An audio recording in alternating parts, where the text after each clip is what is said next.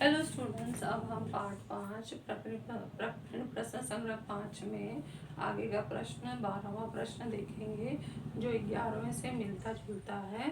12वें प्रश्न में भी चतुर्भुज के 4 शीर्ष बिंदु दिए गए हैं और सिद्ध करना है कि क्या यह आयत है। तो इसमें आयत की कसौटी लगाएंगे। आयत है, आयत के अंदर समांतर चतुर्भुज के गुण पाए जाते हैं। तो जैसा हमने समांतर चतुर्भुज में चारों भुजाओं की दूरियां निकालकर सम्मुख भुजाएं सर्वांग है या नहीं ये चेक किया था, उसी तरह से आयत में भी हम सम्मुख भुजाओं की दोनों जोड़ियां सर्वांग है या नहीं ये चेक करेंगे।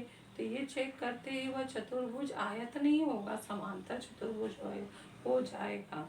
तो अब उसको आयत करने के लिए हमें एक्स्ट्रा क्या करना है, तो हमें और 2 भुजाएं निकालनी है। और वो 2 भुजाएं कौन सी है? एक्स्ट्रा 2 विकर्णों की लंबाइयां निकालनी है और चेक करना है कि क्या ये विकर्ण सर्वांग है, क्योंकि आयत का गुणधर्म कि सम्मुख भुजाओं की लंबाइयां समान होती हैं और आयत के विकर्ण सर्वांग होते हैं। तो इसका मतलब है हमें 4 भुजाएं और 2 और विकर्ण, इस तरह से 6 जोड़ी 6 हमें दूरियां निकालनी है दूरी सूत्र के द्वारा। और उसके बाद हमें सम्मुख भुजाओं की जोड़ियां सर्वांग है या नहीं ये चेक करना है, और विकर्ण दोनों सर्वांग है या नहीं चेक करना है। अगर ये हो गए तो वह चतुर्भुज आयत होगा। तो चलो हम देखते हैं सवाल पहले। तो सवाल यहाँ दिया है कि चतुर्भुज पी क्यू आर एस के शीर्ष बिंदु है P 2 1 जिसको x1 y1 माना है, Q ऋण 1 3 x2 y2, R जिसका हमने ऋण 5 ऋण 3 दिया x3 y3, और S है ऋण 2 ऋण 5 x4 y4 माना है। और उत्तर शुरू करने से पहले हमने यहाँ पे कसौटी लिख दिया आया था कि यदि किसी चतुर्भुज की सम्मुख भुजाओं की दोनों जोड़ियां सर्वांग हो तथा दोनों विकर्ण भी सर्वांग हो तो वह चतुर्भुज आयत होता है। इसे आयत की कसौटी कहते हैं। तो आगे हमें दूरियां लाइन से 6 निकालते जाना है। और डायग्राम बनाने का ये फायदा होता है कि यहाँ पर मैं डायग्राम बना दी हूँ। फायदा ये होता है कि कौन कौन सी भुजाओं के नाम है वो सही आते हैं, कौन से विकर्ण के नाम है वो सही आते हैं। क्योंकि नाम में अगर विकर्ण का PR नाम है और हमने PS लिख दिया विकर्ण की जगह पर तो वो गलत हो जाएगा। इसलिए ज़्यादा सही सटीक उत्तर के लिए और गलती न हो डायग्राम बनाना जरूरी रहता है। तो चलो हम दूरियां निकालना दूरी सूत्र से शुरू करते हैं। तो हम पहले लिख देते हैं दूरी सूत्र से। पहली दूरी हम निकालेंगे PQ का सूत्र बनाते हैं x2 माइनस x1 का वर्ग धन y2 माइनस y1 का वर्ग बराबर होगा x2 हमारा कितना है यहाँ पर x2 माइनस 1 माइनस x1 2 का वर्ग धन y2 3 ऋण y1 1। तो इस तरह से हमारा ये उत्तर आ रहा है ऋण 1 ऋण 2 ऋण 3 का वर्ग धन 3 ऋण 1 2 का वर्ग। ये उत्तर आ गया ऋण 3 का वर्ग हो गया 9 धन, क्योंकि ऋण का वर्ग धन होता है 4, और ये हमारा उत्तर मिल गया 9 धन 4 13। तो PQ का मान आ गया नंबर 2 डाल दिया करनी में 13। अभी नेक्स्ट हम करते हैं कौन सा भुजा QR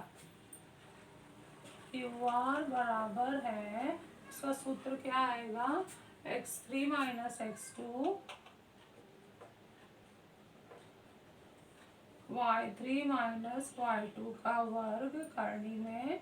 फिर हमने मान रख दिया x3 का मान कितना है ऋण 5 माइनस माइनस 1 ऋण 1 है x2 बड़ा कोष्टक वर्ग धन y3 कितना है ऋण 3 ऋण y2 कितना है 3 का वर्ग। तो यहाँ पे हम हल करेंगे इसको। तो ऋण 5 ऋण ऋण गुणा हो गया धन 1 का वर्ग धन ऋण 3 ऋण 6 का वर्ग। तो ये हमारा हो जाएगा ऋण 5 में से 1 घटा देंगे क्योंकि एक ऋण 1 धन है और ऋण उत्तर आएगा क्योंकि 5 बड़ी है उस पर ऋण चिन्ह लगा है। तो ऋण 4 का वर्ग धन ऋण 6 का वर्ग कितना होता है 36।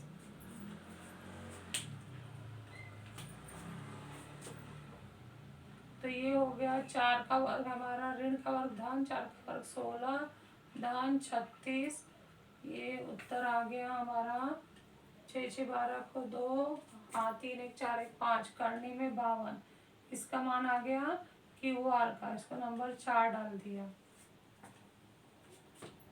नेक्स्ट हम नंबर 5 डालते हैं और कौन सी भुजा निकालते हैं SR। SR का सूत्र लिखते हैं, एक x3y3 और एक x4y4 है, तो x4 माइनस x3 का वर्ग धन y4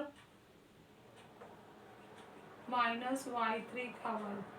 मान रखते हैं, x4 का मान कितना है -2, माइनस x3 का मान कितना है -5। तो बड़ा ब्रैकेट लगाकर वर्ग करते हैं, प्लस y4 हमारा कितना है, y4 हमारा -5 है, माइनस y3 कितना है -3 का वर्ग। और आगे इसको हल करें तो -2 प्लस 5 का वर्ग प्लस -5 माइनस माइनस प्लस 3 का वर्ग। तो ये होगा हमारा कितना, घटा के आएगा 3 का वर्ग धन -5 में से 3 घट जाएगा तो 2 आएगा, ऋण चिन्ह लग जाएगा, -2 का वर्ग। तो ये आ गया 9 धन 4 बराबर करनी में 13। तो SR हमारा आ गया 5वां।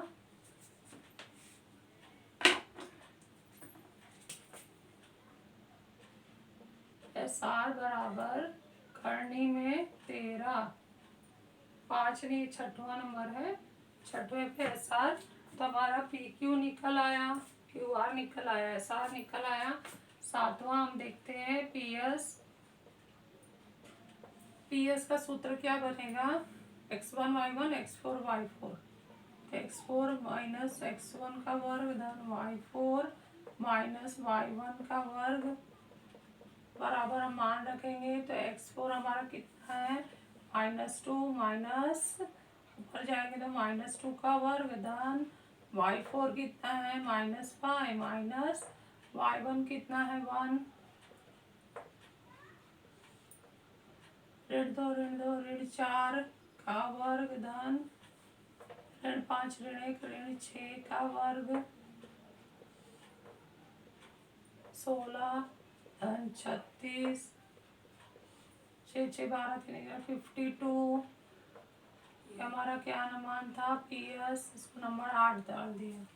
तो 4 भुजाएं आ चुकी हैं। अब हम विकर्ण निकालते हैं। विकर्ण का नाम PR है। PR का सूत्र क्या बनेगा, एक x1y1 है और दूसरा x3y3 है। तो x3 माइनस x1 का square plus y3 minus y1 का स्क्वायर बराबर हो गया, करनी में x3 कितना है हमारा ऋण 5 और x1 2 ऋण 2 का वर्ग धन y3 ऋण 3 ऋण y1 कितना 1 का वर्ग। तो ये हम आ गया ऋण 5 ऋण 2 ऋण 7 का वर्ग धन ऋण 4 का वर्ग। ऋण 7 का वर्ग होता है 49, ऋण का वर्ग धन है, ऋण 4 का वर्ग, ऋण का वर्ग धन हुआ 4 का वर्ग 16, और इसको हम जोड़ेंगे तो करनी में 9 6 15 को 5 हासिल है, 4 1 5 1 6 65। 10वां हम निकालते हैं दूसरा विकर्ण, उसका नाम है QS का सूत्र लिखते हैं। सूत्र क्या आएगा, एक x2y2 है दूसरा x4y4 है। तो x4 माइनस x2 का वर्ग प्लस y4 माइनस y2 का वर्ग बराबर है, मान रखते हैं इसका।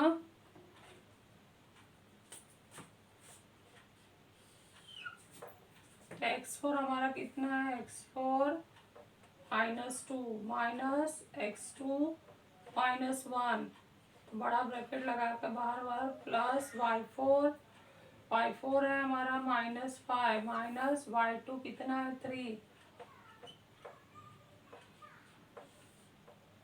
-2 + 1 का वर्ग प्लस -5 -3 -8 हो गया।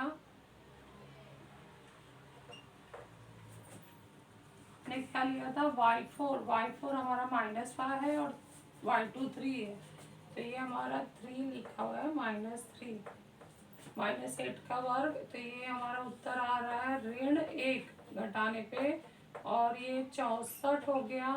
ऋण का वर्गधन 8 का वर्ग 64, और ये उत्तर आ रहा है हमारा ऋण का वर्गधन 1 का वर्ग 1 धन 64। तो ये उत्तर हमें कितना मिलेगा, यहाँ हम जाते हैं, ये हमारा पहला पॉइंट था, इम्पोर्टेंट पॉइंट है इसको पहला।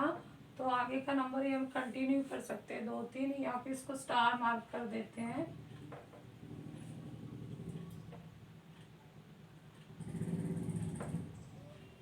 इसलिए QS बराबर करनी में 65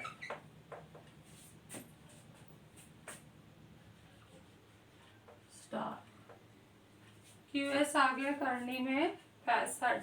अब हम जोड़ी बनाते हैं, कौन कौन सी भुजाएं सर्वांगसम है। इसलिए PQ की समभुजा SR, क्या वो बराबर है, चेक करो। तो PQ हमारा कितना है, करनी में 13, और SR कितना आया है, करनी में 13, तो बराबर हो गया करनी में 13। कारण लिखेंगे इसका, कहाँ पे करनी में 13 है, 2 और 5 से।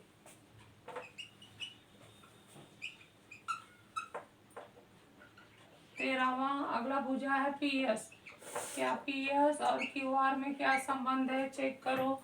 तो PS हमारा कहाँ पर लिखा है हमने, PS करनी में 52 और QR करनी में 52, 4 और 8 से, ये दोनों बराबर हैं, करनी में 52, 4 और 8 से। समभुजाओं की दोनों जोड़ियां सर्वांगसम हो गई हैं। नेक्स्ट हम विकर्ण चेक करते हैं। विकर्ण PR बराबर है विकर्ण QS, और इसका मान आया है करनी में 65। कारण इसका लिखते हैं कौन से नंबर से, हमारा 11, और यहाँ पर हम PR लिखते हैं 9 से, 9 और 11 से। तो इस तरह से, इस प्रकार, इसलिए चतुर्भुज PQRS एक आयत है। हमने किसका किसका उपयोग किया है, 12 13 14 तथा आयत की कसौटी से। आयत की कसौटी हमने स्टार मार्क पे लिखा है।